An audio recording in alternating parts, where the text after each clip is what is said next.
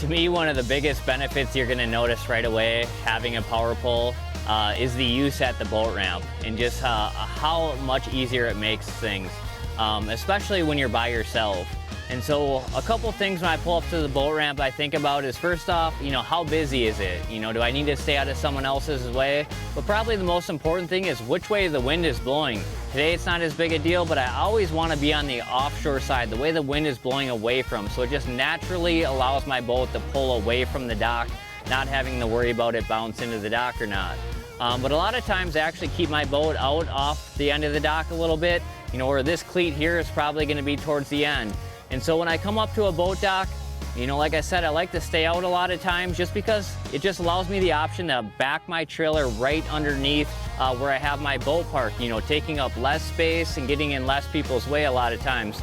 So as I roll up to the end of the dock here, I can simply hit my boat in reverse at the end of this cleat, double tap my power pull down button, grab the cleat, shut my boat off, and just simply by, not even getting out of my chair, I can tie my boat up very easy, using minimal space at the boat ramp as well, and allowing me to back my trailer up underneath my boat. And so this is just one of those features to a power pole that I think is often overlooked because it just makes so much sense, and not only just using it for fishing. And so it's just another advantage to having a power pole on your boat that makes life a lot easier. Thanks for watching. Hit the subscribe button and click on the bell to stay up to date with the latest tips and techniques to help you get the next bite.